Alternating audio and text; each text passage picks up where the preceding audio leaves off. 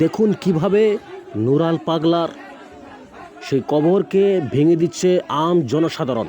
আর এই ভিডিওটি গোটা পৃথিবী ছড়িয়ে দিন যে আসলে ভণ্ডদের পরিণতি কি হয়। দেখুন, যারা ভণ্ড বলে দাবি করে আর ইসলামকে যারা বিকৃতি করে তাদের এই পরিণতি হওয়া দরকার। দেখুন, বাংলাদেশের রাজবাড়ি এক ভণ্ড যে নাকি নিজের নাম টাইটেল দিয়েছেন নুরাল পাগলা, যাকে এখানে সবাই চিনত নুরাল পাগলা, আর তিনি ইসলামকে বিকৃত করে, কোরআন হাদিসকে বিকৃত করে মানুষের কাছে এইসব বিকৃত ইসলামকে ছড়াতো আর ধর্মের নামে ব্যবসা শুরু করতো।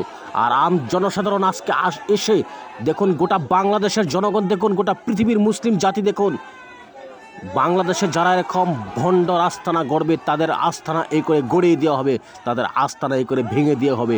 তৌহিদ জনতা সব সময় এই সব ভণ্ডদেরকে কোনো স্থান দিবে না এই বাংলার জমিনে। এই ভিডিওটা যত পারেন শেয়ার করেন। ইউটিউব থেকে দেখছেন, ভিডিওটিকে লাইক করবেন, শেয়ার করবেন, কমেন্ট করতে নিশ্চয়ই ভুলবেন না, নিশ্চয়ই লাইক করবেন। আর যারা ফেসবুক থেকে দেখছেন, চ্যানেলটি ফলো করে রাখবেন, চ্যানেলটি নিশ্চয়ই ফলো করে রাখবেন। আজকে দেখুন কীভাবে কবরটাকে উঠিয়ে ফেলেছে,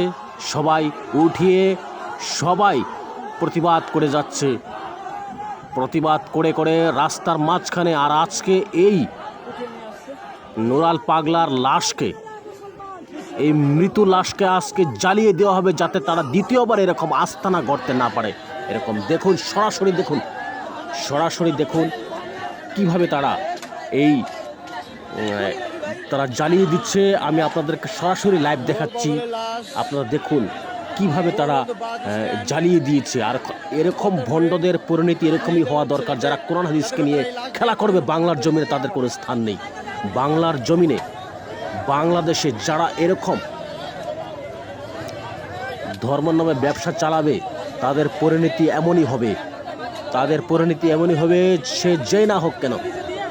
আজকে লাইভ এখানে শেষ করছি, আরেক ভিডিওতে আবার দেখা হবে ইনশাআল্লাহ। কমেন্ট করতে ভুলবেন না।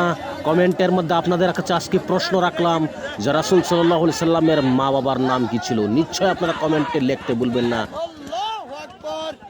আসসালামু আলাইকুম।